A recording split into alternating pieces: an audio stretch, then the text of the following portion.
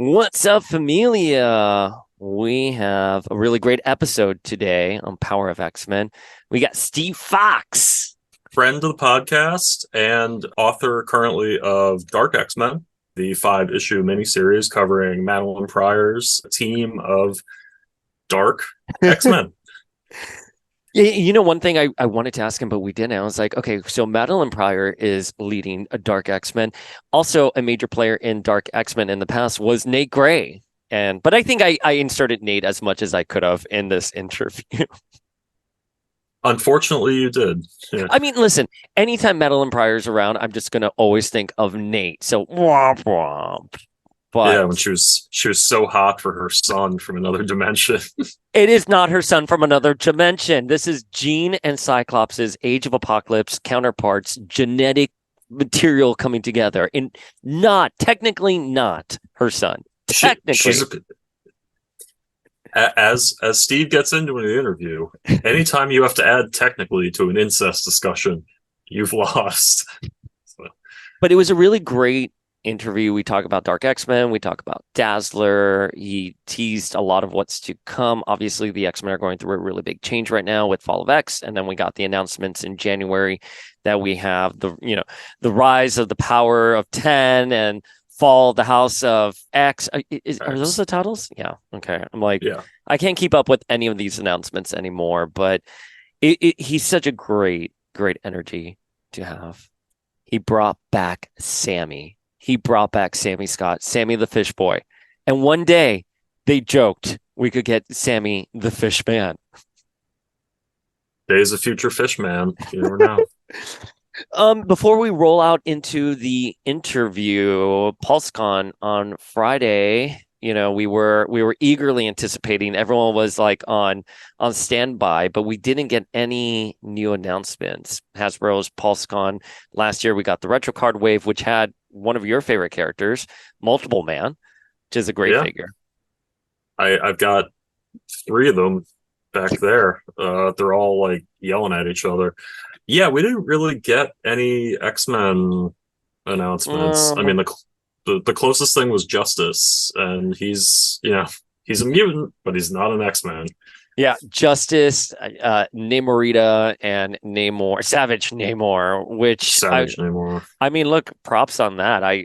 But we're doing those 90s cuts. I'm happy with Savage Namor, but that's it in terms of, any potential X characters. It was just those 3, and muy triste because I think there's a lot of rumors happening out there right now regarding Wolverine, the 50th anniversary, and some 2-packs we could be seeing, but maybe they're saving that for later in the year.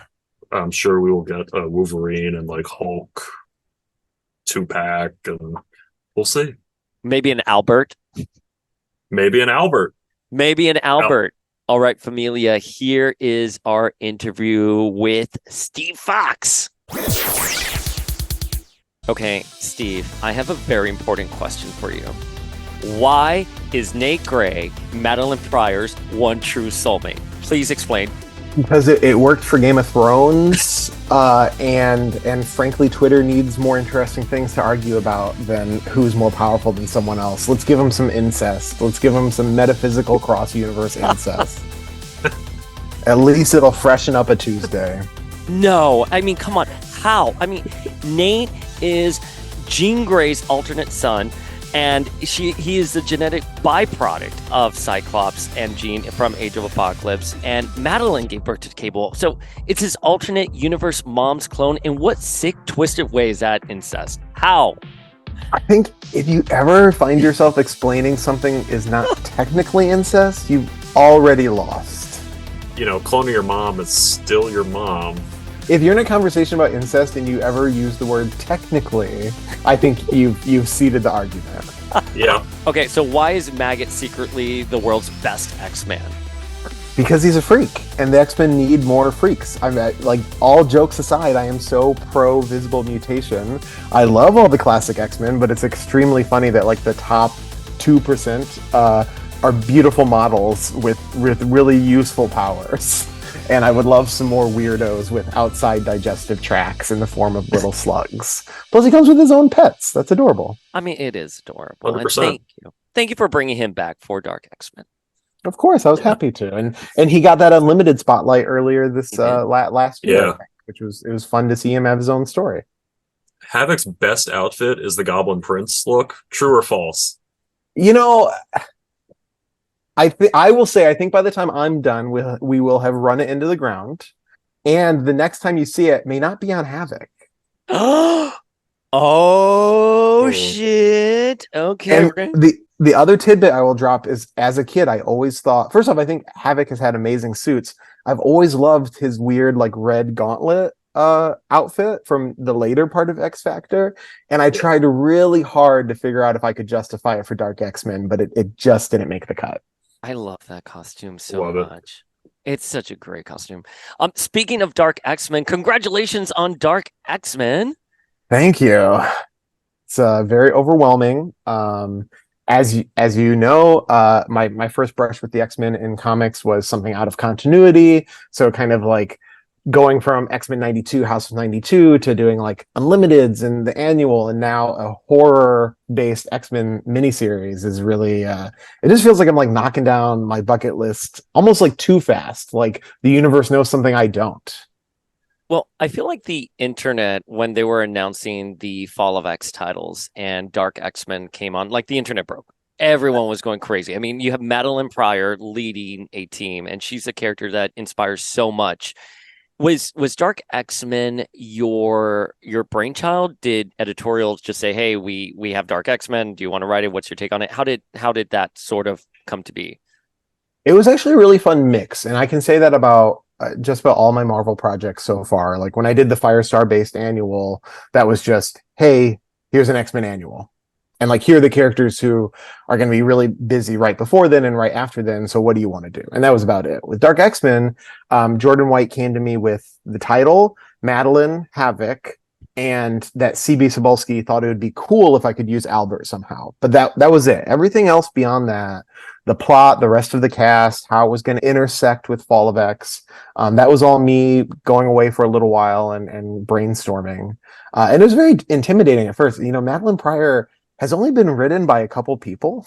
Yeah, And Yeah. some of those people are Chris Claremont and Louise Simonson, which is not yeah. exactly like an easy act to feel like you can follow. And most recently, I got approached before. So Dark Web wasn't all drawn; it was all written when I got hit up for Dark X-Men. So I knew that she was, on the cusp of having a big crossover event where her status quo was going to change quite a bit. I've been such a fan of everything Zeb Wells has done in the line recently. So it was very intimidating to try to follow on the heels of that. And I'll say a funny story for that too is, our cover artist is Steven Segovia, who did most of Hellions. And I was so nervous of being compared to Hellions. And then Jordan was like, "Oh yeah, we got Steven Segovia for covers." It's like, "Okay, cool, great." And then the first cover design mock-up was done because the logos have to be done before the covers are finished. They used the Hellions cover to mock it up. So I was like, "You're just like Ah, rubbing it in at this point." But thankfully we're a different book. We just happen to share a couple of cast members and a very talented cover artist. So like what was your rationale behind like the rest of the lineup? Because it's like an interesting group of characters.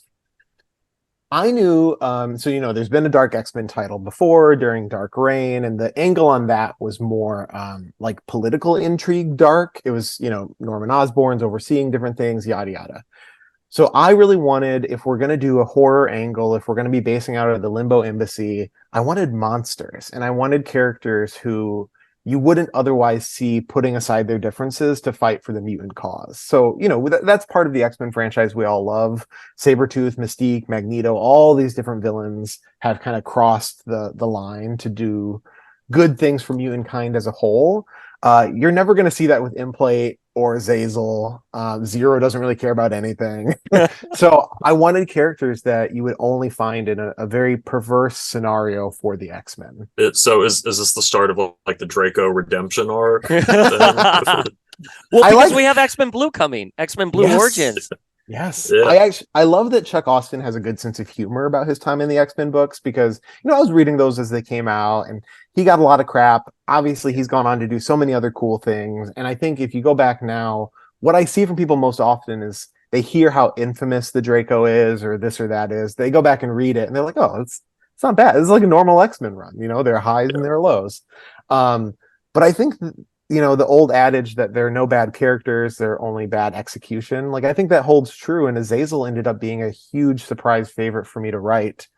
He's also fun in that every time he appears, he kind of changes his personality a little bit. He goes from being this like medieval devil to being a pirate, and now he's a little grimier in my take. So the thing about a character who's lived so long, who's pulled in archetypes as part of his personality, is that you can be a little flexible with it. So I like that he's part of what I call my trench coat brigade between Gambit, Maggot, Azazel, and Implate. These guys just walking around in their big dingy coats. It's been a lot of fun to chew into. Speaking of Chuck Austin redemption, I did just help bring back Sammy the Fish Boy. So I know. So I was Yeah. about to say that right now because we've had Chuck Austin on the podcast before, and I was like, why did Sammy have to die? And because Sammy was supposed to be that point of view character for Juggernaut and sort of humanize him, and you brought him back. Thank you. Justice for Sammy. I'm thinking too, so I actually am a big fan of how Chuck Austin wrote North Star, especially for that time period. Mhm. And I credit that run with like making North Star a regular X-Men character. But there's also like a kid who dies horribly early on there that North Star is trying to save. He's got like an explosive power and he can't reach a hospital in time. Should have brought that kid back. I mean, listen, I'm pretty happy with Sammy. So Yeah. That's one of those things that you do it, you're knowing that you're kind of doing it like for a certain segment of readership, but that's the fun of Unlimited, is like you can just play to Twitter once or twice. just to pivot really quickly before I throw it back to you, Scott, I was talking to Pat Loika, Steve, about you, and we were talking about how great X-Men 92 was and how you have such a rich knowledge base for all these characters and everything, and how you can tell really good, compelling stories. So we were singing your praises, and the fact that you brought back someone like Sammy, it just goes to show how in tune you are with these stories. And the Austin era sort of gets forgotten about, it's sort of dismissed, but you've been able to, bringing back Sammy. I mean, it's just, I don't know, your stories are just so good and compelling. So thank you. Your knowledge and passion comes through, as we've discussed before on the podcast. Thank you. And I should say too, I co-wrote that arc with Steph Williams, so that was a lot of fun to do. The Juggernaut story and the other Hellfire Losers this year. But no, it's in a meta sense, it's like nodding to fandom, but also it makes sense for Juggernaut that would be a big priority for him. And it was a nice little humanizing moment to be like, oh, here's one of my big mess ups in regards to the mutant community. Here's that fixed. And there's only, it's like 3 panels, but it helps show why he would want to be an X-Man and that softer side of Kane that we all know and love. Could we be seeing Sammy in Fall of X? I will say, I don't think anything's going to come of it, but we did joke on the Slack the other day that maybe we can one day show Sammy the Fish Man, like some alternate future story where Sammy's grown up and taken on great importance in the X-Men mythos. You never know. Stranger things have happened. Okay. Sammy and Nurse Annie and Carter coming back. That's the joke I made. That it would be. I was like, we'll bring that nurse's kid back too. He can be the big bad guy. I mean, last time we did see him, it looked like he was being possessed by Cassandra Nova. So I know. You never know what'll turn into a story down the line. Anyways, I'm sorry, Scott. I'm sorry, Scott. No. Like we love a kid with just like a bad vibe. So yeah. Well, like on that, like, were there any characters you wanted to use that like you couldn't? So I won't say who. There was someone in my initial pitch that didn't end up making the cut because they were busy in another book. There was no one that was like off limits. It's just that we do get together because we're more coordinated than like the average comic line. We have a character draft where before each new, era or big launch of books, we sit down and make sure that 2 people don't have crucial Emma Frost stories that are going to contradict each other, and also that all the important characters are getting used. So Dark X-Men, originally Gambit was not part of the cast, but we sat down in a big group with all the Fall of X writers and realized no one else had a Gambit story going. And Jerry suggested I take him for Dark X-Men, and he ended up being really crucial, especially because I already had Carmen Cruz, who had based her original outfit on Gambit cosplay. So it ended up being really neat to actually get them on panel together for the first time. I mean, listen, the entire cast you have, however it came to be, it's incredible. And so many people were so excited online. I mean, I'm sure you've seen the reactions, I try and to avoid as much as I oh, can. That is not for me. that's true. That's true. The internet's a vitriol place. Yeah. It's not. It's no longer Twitter. It's X, right? What is it called now? I don't know I what will it's say, called. lots of love gets Yeah. through. I feel like Yeah. anytime this comes up, it ends up sounding like we're just constantly barraged by hate or that things are Yeah. terrible. Lots of people are so great. Like a lot of the engagement online is really positive, really enthusiastic. And even if it's not positive, it's respectful. But because of the way the internet feels, you can get 10 really nice comments and then one jerkwad that ruins your day. So I try to just like, if it's not tagged, if it's not sent my way, I do not go looking for anything. But it is cool. I will say, I saw the enthusiasm for the cast. I underestimated how obscure some of the characters were because there were a lot of people being like, "Who's the weird guy with the respirator? Who's that Japanese guy with the this techno organic stuff?" And I was like, "What do you mean you don't know Implate? Everyone knows Implate." But yeah, I was surprised how many of the especially whenever Marvel tags you on like the official account, like Yeah. your day is just shot because a lot of the people who follow that account are following it for like movies and stuff, and they don't really follow it for the comics. But the amount of comments that were like, "Who's this red Nightcrawler?" like, I was like, "Oh, I guess maybe I'm too deep in the sauce." But X-Men First Class, sir, please watch X-Men First Class, ma'am. Here it is. I can't tell you where, but I just used another character who's in X-Men First Class, who I forgot is in X-Men First Class until I had to Google reference for that character. Ah. I'm no fan whatsoever of the Fox live action. I think you're softer onto them than I am. I have like no good things to say about the Fox franchises, but it is perpetually amusing how often I Google character reference and then I'm Mhm. reminded that like, oh, they had a Callisto. It was by Yeah. no means Callisto, but there was a character named Callisto in this film. Well, Steve, I don't know if you know, Scott is a big fan of Eric Dane as Multiple Man. Oh yeah. He has posters of Dr. Was he McSteamy or what Uh, was it? he was wasn't he McDreamy? McDreamy. Yeah. Scott loves McDreamy as Multiple Man. That was less for his portrayal of Jamie Madrox and more because I was a confused gay child and was like, oh, I get Ah, it now. okay. I support Yeah. this for you. I mean, I'm being so facetious to you, Scott. Yeah. Sorry. But wait, I so will. I will say paradoxically, I don't think X-Men: The Last Stand is like as bad as people make it out to be. So I may not agreed. like any of those movies, Yeah. but I Agreed. don't think out of these bad movies that one's uniquely bad. I like X3 in the context that it's the dystopian timeline, and in Days of Future Past, they erase it from the timeline. So in that context, I can forgive The Last Stand. I will say one of my easiest gets. I'm not an emotional crier. Like if there's a sad scene, I will not Mhm. cry. But if there is a line in a movie that's like, "Hold the line," You're tears, bawling. You're ugly tears. crying. So that little last battle where they're like, "Hold the line," and Magneto's moving the bridge. I'm like, "Oh, Brett Although, Ratner got me." bro, well, I have nothing nice to say about Brett Ratner, but I will say that scene never made the most sense to me because the X-Men are there to protect the people that are trying to cure them. It's never been able to click in my head. I think other people have tried to defend it, which is Mm. great, but I haven't been able to like digest it. But speaking of lightning rods, Madeline Pryor incites so much passion with fans.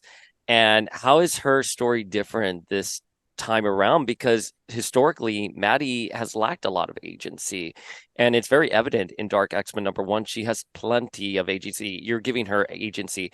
How is the character different this time around?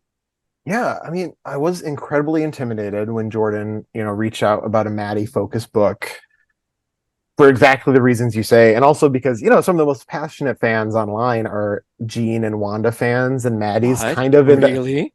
and Really? and Maddie falls under that umbrella of like really powerful woman who's had stories where she's lost her mind and all of this. But because that ground is so well covered And because Dark Web finally brought her and Jean to kind of a certain plateau of peace and recognition, I knew from the start, like, I'm not going to write Maddie losing control. I'm not going to write Maddie going crazy. She's not struggling with her sanity, nothing like that. What has happened to put her not on the back foot, but in an interesting place of conflict is that she did finally reach a place with the X-Men where they're like, we respect each other. Like, you're going to give me my space. I'm going to give you your space. Jean and I are cool enough. And then the world goes to hell. Yeah. And I think that for someone who has only existed for a couple years in universe, Yeah. because she's a clone that was accelerated, Maddie's only been alive for a couple years total, to reach this place where it's like, okay, I've gotten a lot of the things I wanted, but then everyone went to crap. I think that is kind of like the intro angle on Maddie for me here. But I wanted to show her as more confident, as more secure, as more stable, because when I first fell in love with Madeline was before she was revealed as a clone, and she is a really active part of the team. She's the only person in the Outback who doesn't have powers, but she's pulling her weight. She's sassy, she's got attitude, and in a lot of ways at the time, she had a little more autonomy than Jean had, because she was being portrayed as a little more sure of herself. So I wanted to be able to kind of bridge the gap between the Maddie we saw in that green jumpsuit and the Maddie in Dark Web. Oh, well, I mean, thank you for that. I think Chris has said this countless times, Chris Claremont, which I was going to is, say first name basis. I know we're BFFs. We know Chris so well here now. But I think Claremont has said many times that the way he epitomized Madeline was when Scott was like, "Are you Jean?" and she punches him. And it was supposed to show that she was her own character, her own agency, very different than Jean, and that Scott got lucky that she was a 1 in a million chance that he found someone who happened to look like his dead lover, which I think that's supposed to be a very Hitchcockian idea, but she was created with so much more than just Jean in mind. But because history played out the way it did, she has close ties to Jean. And I'm curious, how do you see the effects of Jean's death and how it's played out on her? Because, one of the things we always see about Jean and Maddie is that they're always at odds with each other. And here we kind of saw that her death, she did something to Madeline and she wanted to be a little bit more active. So I'm curious what your approach to that was. Yeah, well, I mean, first off, with the disclaimer that, like, the only thing that's canon, the only thing that's text is what makes it to the page, right? Like, I have my conceptions, but the next writer after me could have a different conception. If it's not on the page, it's not like, don't put it in a wiki. But to me, I really felt like Dark Web was them putting their beef to rest. That moment where Jean has Maddie do the call for the X-Men, that I found very inspiring. And that's certainly part of something that leads into the first issue of Dark X-Men. That's, it galvanized Maddie in a certain way because, the thing about Maddie is she's always confident. That doesn't mean she's always right. And I think that's part of the fun of Jean too, is that Jean is a very strong-willed person and she's made some wild decisions at times. Jarbs, please don't come at me. I'm being very respectful. I love Jean too, but we don't love these characters because they're flawless. We love them because of the ways their personalities, work out. But I think Maddie is very confident. She's made some missteps in the past. And she held this grudge against Jean for a long time. And the way Jerry portrayed that resolving was basically like, you could have asked.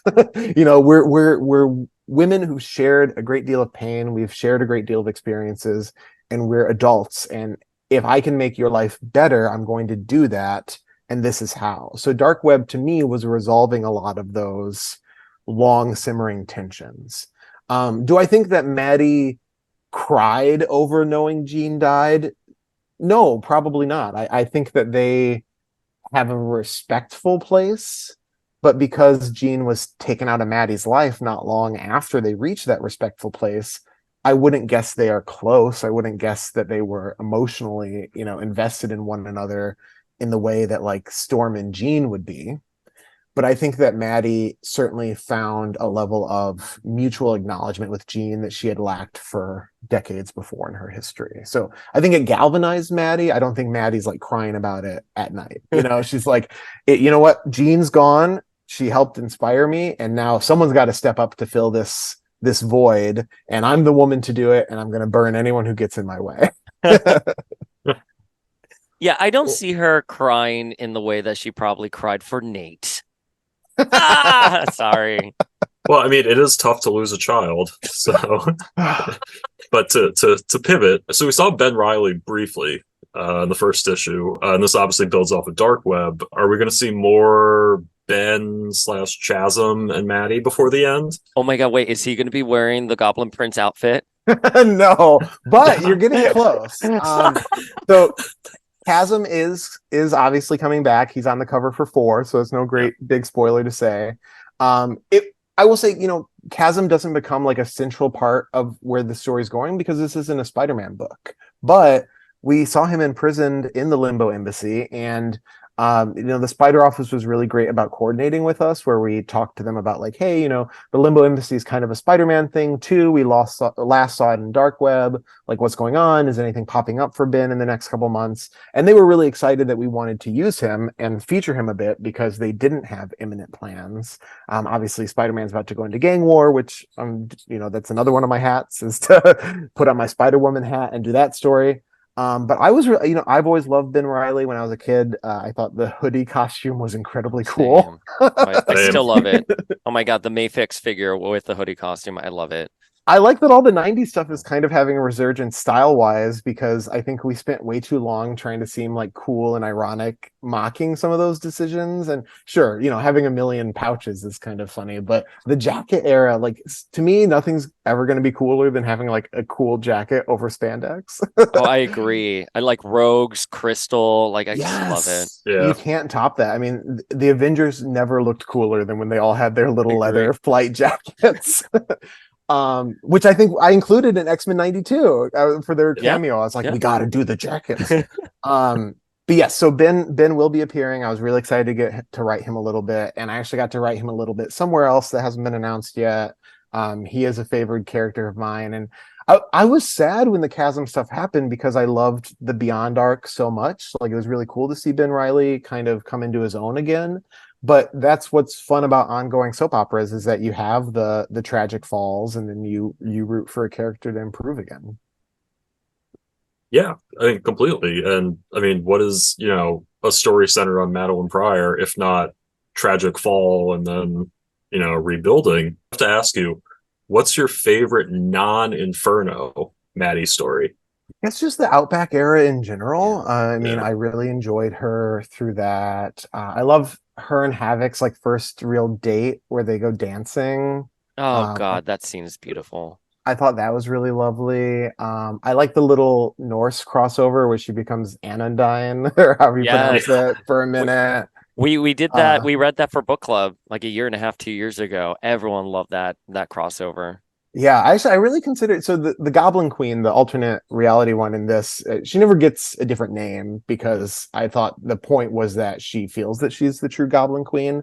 But I was like, is there any justification to calling her Anodyne? Not really. Maybe. I guess it doesn't make sense. And when Maddie is Anodyne, she is the big spoon with Scott, which is hysterical. But I love the panel that we saw it. I loved it. Yeah, I just love when she was. I love pre-Inferno where she was really active, even though she didn't have powers, because I think that was something that our good buddy Chris often liked to do. Is often one of us talks to him. It's not us. It's not me. I think that it was something he often liked to do, is to have these characters who didn't have powers but stayed on the margins of stories and were still really involved. And I think that's one of the fun, unique things about the Marvel Universe, is that there's usually a grounding element to say, like, oh, this has one foot in our world. Here's someone who doesn't have invincibility but is still going on adventures. So I love that. And then also your background. I mean, I love Mutant X as a kid. I didn't go back and reread it for this because obviously, it's not in continuity, but I loved it. I had the action figures, so it was probably the first time I ever saw Madeline Pryor, to be honest, was that version of her. And what happens to, spoiler alert, but what happens to Angel in my book is a nod to the Fallen. I think the solicit for issue 2 is called like, it says something about like, Fallen attacking or whatever. So I thought that was a homage. I think that last Yeah, page on in issue 2, oh my God. I mean, so many DMs coming in about it. I mean, it was such a probably a lot of fun. angry ones because Warren doesn't get a lot of stories where he's just having a good time. But No, No. but a good Warren story is him being tortured. So Warren is a tough character to crack because in a lot of ways I feel like Rick Remender had the last word on him. oh, the Dark Angel saga was It's phenomenal. very hard to top, and it can be really hard sometimes when a character gets such a defining story. And for Archangel to have been a part of his arc for like 30 years at that point, and then for that to be so good and so final, I don't think there's no mistake that that's the point at which it became kind of harder to tell Warren stories. But also in the context of Fall of X, I thought having all the original X-Men in bad places made sense. Iceman can barely hold himself together. Jean's dead. Scott's locked up. Warren's the Fallen. Beast is Beast. Beast is just always going to be Beast. I was about to say that. Yeah, and Xavier is off on his island. So I thought thematically it made sense. Like, oh, things are bad for all of the original characters. Pulling on that thread, you have Alex say, I'm the closest thing left Yeah. to Yeah. an original X-Men. And it's like, oh yeah, actually you are. Yeah, him and Lorna, they're the last ones standing. Well, how do you feel about him and Lorna versus him and Maddie?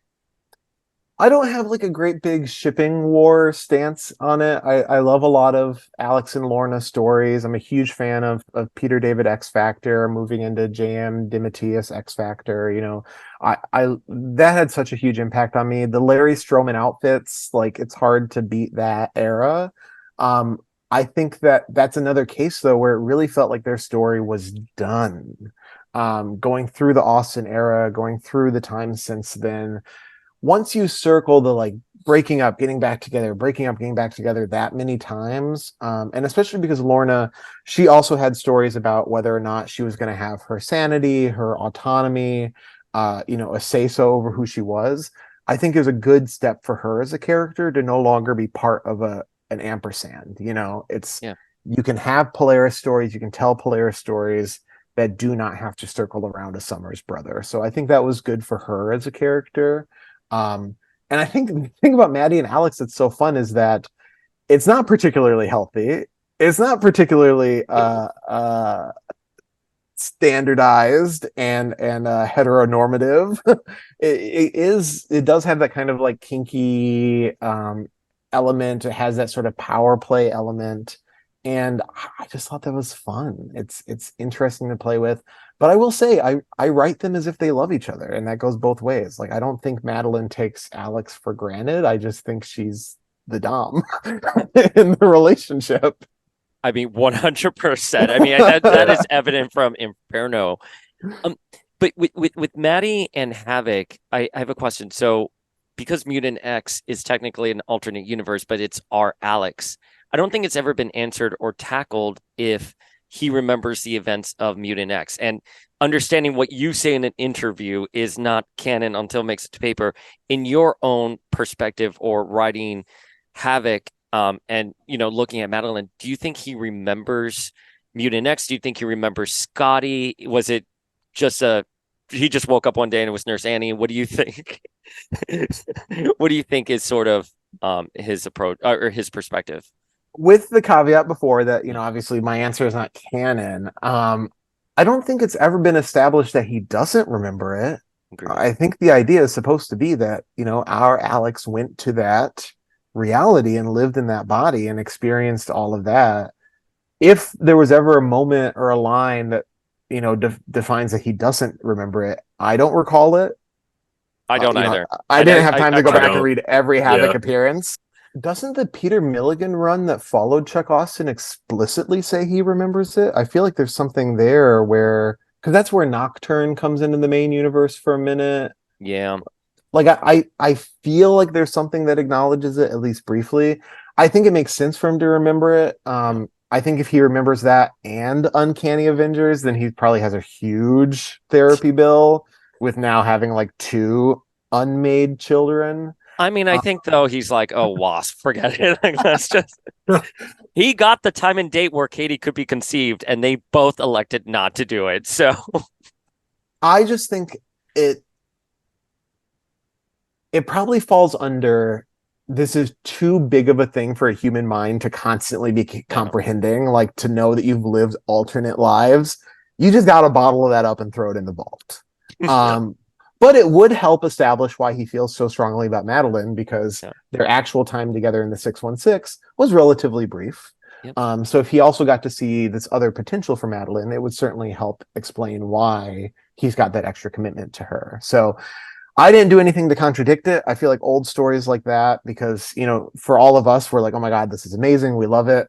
But I was also like 25 years old, and we can't really, you have to be smart about what you do with that in modern comics, because you don't want to be turning new readers off by being like, oh, I don't get this at all because I didn't read an alternate universe story that ended in like, 99 or something. And speaking of Havoc and Janet, thanks for the shade in X-Men Unlimited to JVD's fashion capabilities. Well, you know, in the Webweaver universe, I write her as very strong and established and powerful. So I figured Jumbo could, Jumbo can be sassy about it. Yeah. So since we have Azazel in Dark X-Men and we have X-Men Blue Origins coming, are you doing any back-end work? Yeah, I'll actually say from a reader perspective, it's fairly separated. Like, you're not going to see things in Dark X-Men that, like, you go from a point in Dark X-Men to X-Men Blue Origins. But back channel, Cy and I have been talking about that for like a year. So as soon as the idea for that one shot came up, he and I started discussing logistics and what made sense from a story perspective. I got to read the script really early, so I know what's in store for that one shot.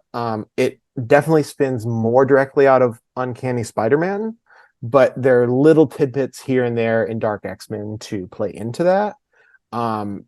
I definitely recommend fans of that extended tree, family tree, pick up the one shot. But it's not something where like I hand Azazel off to Cy for an issue or anything like that. So you're talking about ampersands before, and you use Emplate. And Emplate, you know, for listeners who might not be familiar with the guy with the respirator, he's mostly known as a Gen X villain, and like specifically Monet's villain brother. What's it like writing him in a story that has absolutely nothing to do with Monet? I wouldn't say it has absolutely nothing to do with Monet, because we do. No, I mean, she doesn't really appear. I will say she appears in one panel of a flashback. So she is technically on a page of Dark X-Men, but she's not like part of the book. It was fun for that reason. So the original reason I wanted Emplate was because he is, you know, a terrible monster, but we saw him come to Krakoa. I was very inspired by that panel in House of X where we see Apocalypse lead the villains through the gateway. Emplate's on that panel. Azazel's in that panel. Callisto, who readers now know shows up in Dark X-Men, is on that panel. Even Animax, who's on that first spread in Dark X-Men, she's in that panel. So that was the first reason I thought of Emplate. But I also thought it was fun to separate him from Gen X for a moment. I think he has maybe only appeared in Gen X stories now that I think about it, because even when he comes back, that was another volume of Gen X. But the Monet family debt, the St. Croix debt, is what draws him into Dark X-Men in the first place. So that was a weird little plot line mentioned in the Fred Van Lente Weapon X. Or was it called X-Force or Weapon X? I think it was called Weapon X. It was Weapon X. But they called themselves Weapon X-Force in the book. So Azazel appears at the very end of that, and he mentions having a debt on Monet's family line that never went anywhere. So I was like, okay, bingo, connective tissue. I can bring this in. I think it's cool to bring characters out of their original context, because that's how you start creating different connections. Because otherwise, you're only ever going to use Emplate when it's a Monet storyline, right? Like, that's why you want to kind of cross-pull characters. Same thing with Zero. He showed up, you know, in the Generation Hope era. He was part of the Five Lights. He menaced some younger students in Storm. but he hasn't showed up a lot since then because he was very context specific. So I think when you start to mix and match characters, that's when they really start to feel like they can kind of take off and take a life of their own. I will say, so, Dark X-Men was always planned as a miniseries. On the very first call, Jordan was like, we're not trying to launch this into something longer, complete story, 5 issues. If this was a book that had the capacity to continue or whatever, Implate is definitely a character I would have liked to dive into even deeper in a future arc. I think he probably would have played bigger role down the line, but I'm really happy to have him kind of, wheezing and sulking around the corner. And, once he pops off in this book, he gets to pop off in a fun way.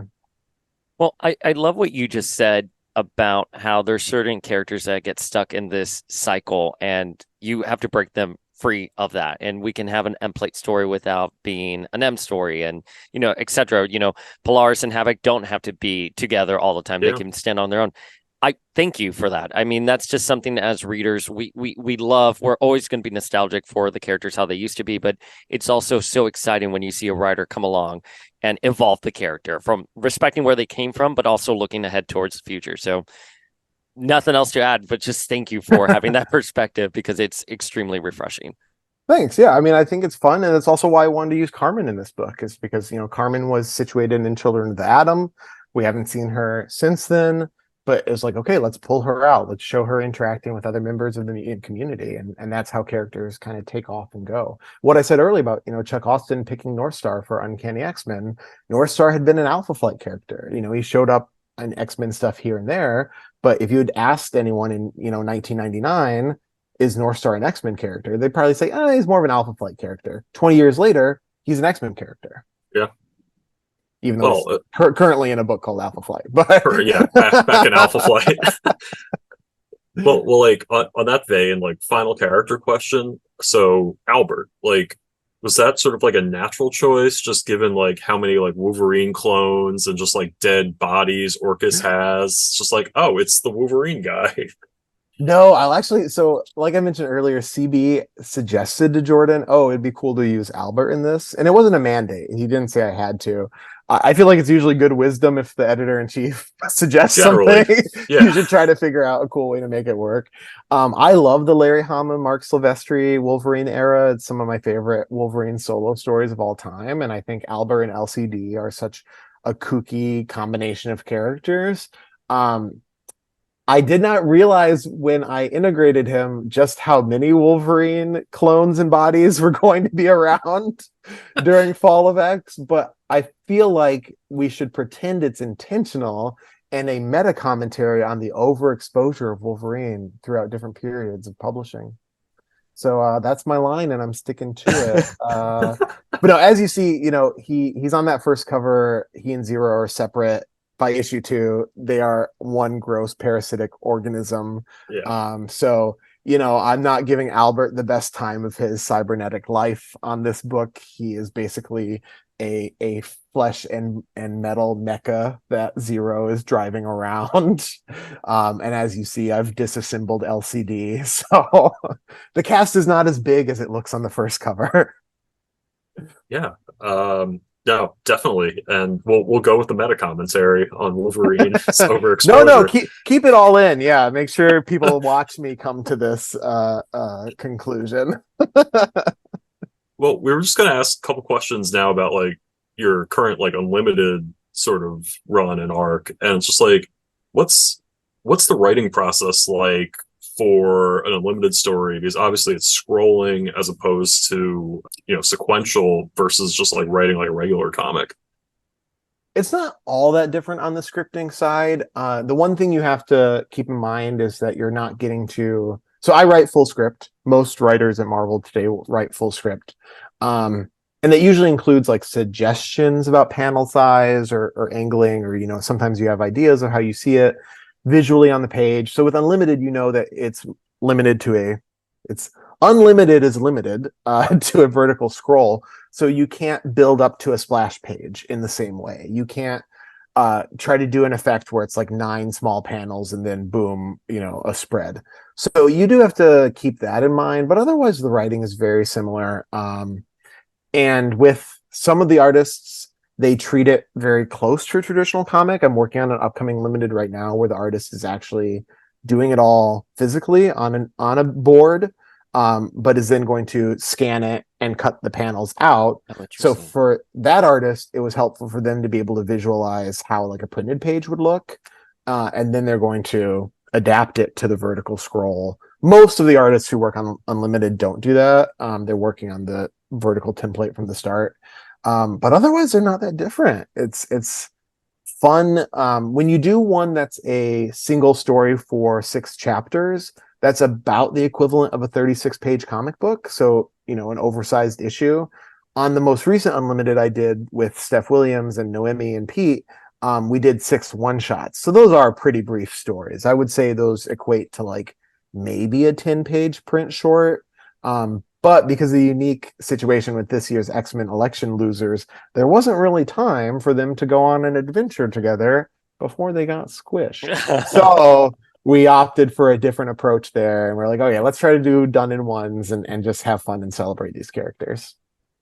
Well, today we got the announcement of Red Root, and the first issue on Unlimited dropped. I mean, I feel that like today in particular, A, it's fortuitous we have you, but Yeah. B, it feels that like there was even a shift in the Unlimited books, that now like this was a story that has kind of been teased for a while, and you and Steve Orlando and Yoshi are taking it on, and it looks beautiful. I'm when people think of digital comics, they never realize how great some of these issues are, and this one today is emblematic of that. So congratulations on the announcement that you guys are doing the Red Root saga now. Thank you. Yeah, and working with Lynn and Fur, the colorist, it was so fun and so unexpected because we got started before we knew who the art team was going to be, and this is a story. Sunfire's adventure in Otherworld spins out of an issue of X-Men that Joshua Cassara drew. So it was inevitable that we're kind of picturing this Josh Cassara like Conan kind of vibe, like high fantasy. And then Lynn does have like a much more sort of manga influenced approach that is not at all what we originally pictured. It ended up being so cool and really defining what this story looked like. And I think especially for a setting like Otherworld, where we've seen it in these fantasy contexts, kind of shifting the tone a little bit ended up being a really unique way to do this story. And part of Jordan's hope with Unlimited, it's great that you picked up on it being a bit of a shift, was that we could make Unlimited. I mean, there's been amazing work done on that line, and I've worked on this line, but I think it's had the tendency for readers to think, oh, these are kind of extra. These are like bonus. Like, Yeah, this is where, 100%. yeah, this is where you'd get a Maggot story that you're not going to get in the print book. This is where you get a, Hellfire loser story you're not going to get in the print book. This is where Sammy gets resurrected. This is where Sammy gets resurrected. Exactly. But we are trying to make it feel now, especially with Fall of X and moving into what we have planned for the spring, that these are essential parts of the line. Like, you're going to get stories that are very closely connected. And it's nothing about the quality of the books, because there have been super quality stories in Unlimited the whole time. But Steve and I are working really closely with Jerry for this story. We're working with Al for, some other stuff coming up. We're working with Kieran Gillen to like have all these things really fit into the print line and know that we're reflecting what's going on month to month in the books, to the point where some things are going to line up where you're going to read something on Wednesday and the following Monday is going to pick up that story and go. Sunfire's one, obviously we had to wait for a little bit because these things have to be scheduled out a while in advance, but now we're like taking off. The synergy, I think, in today's issue is pretty obvious. And I agree with you. I mean, the stories on Unlimited have been great. They've been such a great experience to go on your phone, and like the way they are. But as a long-term reader, I think we've seen them as more additive to what we're getting. And now slowly they have become more and more essential and knowing canon. So I mean, again, today's issue, congratulations, because I was reading it. I haven't had a full time to inhale it, but just reading it, I was like, oh, this is big. This is there's this weird editorial shift that you can tell, and it looks great. Congratulations. Thank you. I mean, I've always been a Sunfire fanboy. Like, I've been really public about it in the past, and this is the first time in the Slack where I basically was like, pick me. Because it came up like, oh, we're going to do a Sunfire story on Unlimited. And I was like, oh man, whoever gets to do that is really lucky. I love Sunfire. That's cool. Is this where you put the raising hand emoji?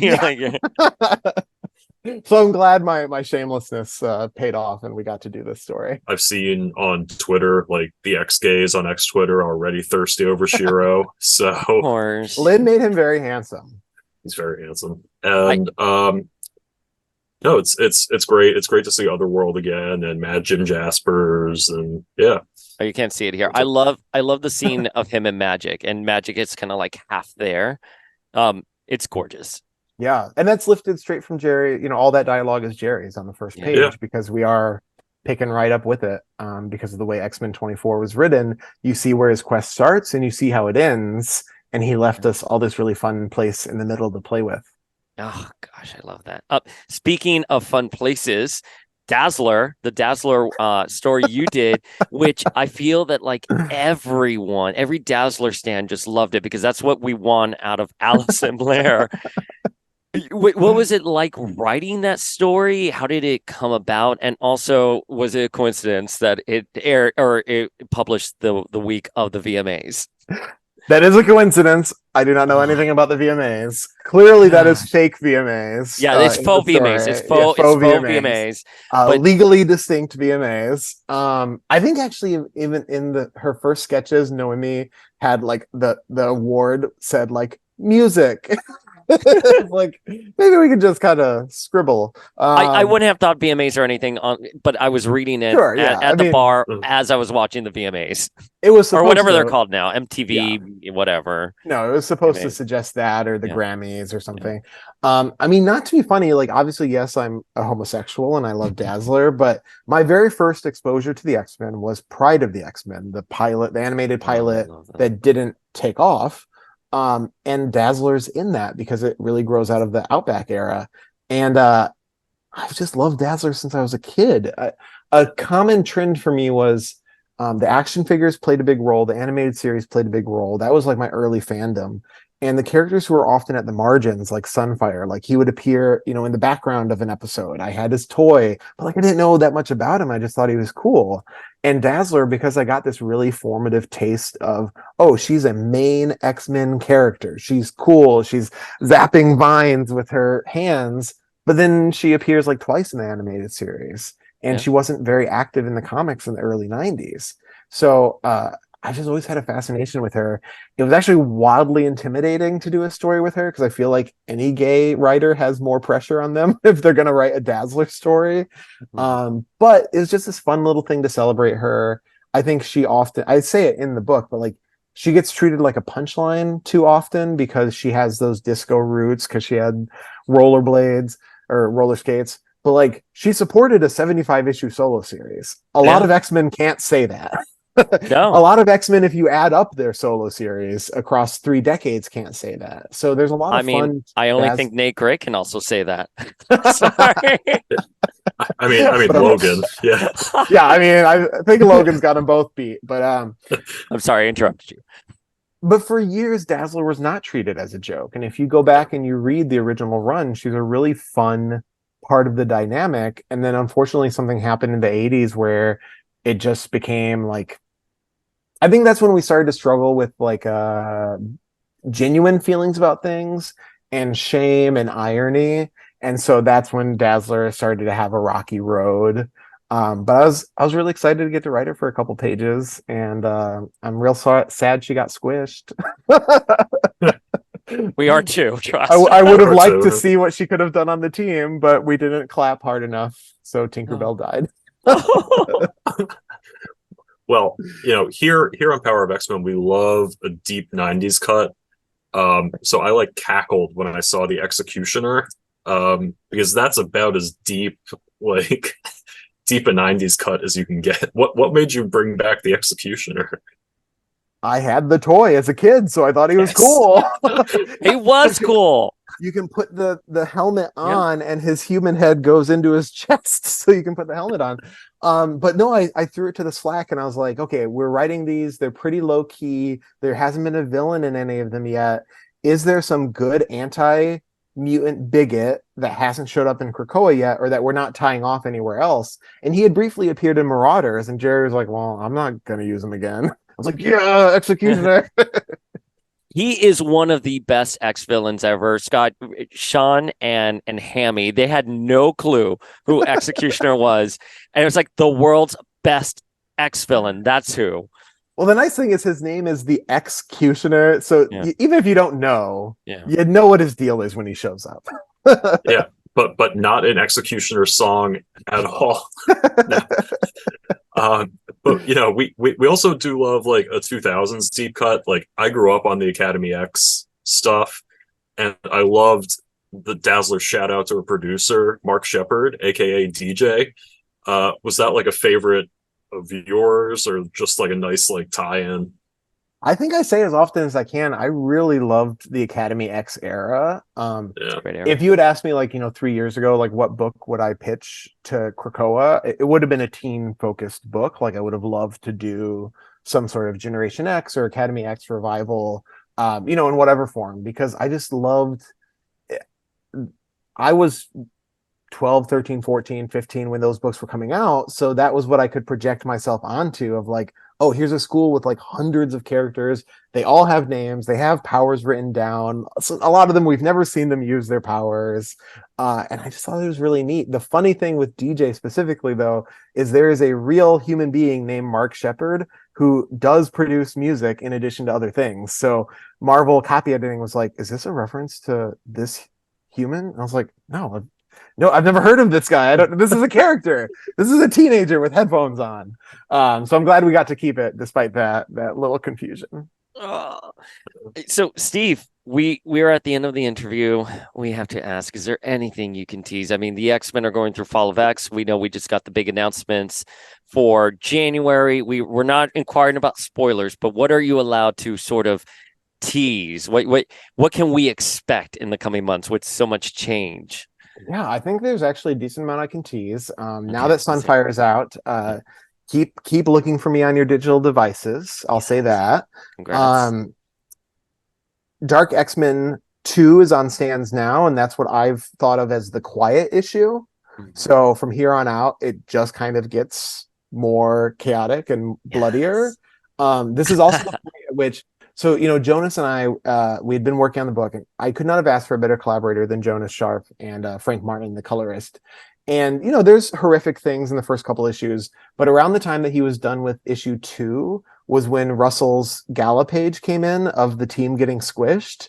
And I sent it to Jonas on Instagram, and I was like, we got to be grosser. We have to push the line. No. Because there's something earlier in 2, when the Goblin Queen is working on Warren, I had wanted more entrails and stuff. And they're like, I don't think we can get away with that. So when I got that page, I was like, grosser.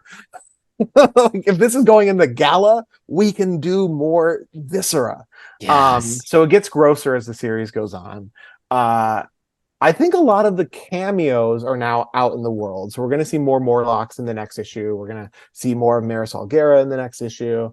Chasm's coming up in issue 4. But it's really just kind of fire and brimstone from here on out. I can also say that I've got a print book in the spring. So I will be back on stands. I can't say what it is yet. But I can also say, because Jerry said it, that Rachel Summers plays into some upcoming plans of mine, and Captain Britain, Betsy Braddock, also play into some upcoming plans of mine, but not in the same place. So, but I'm not breaking them up.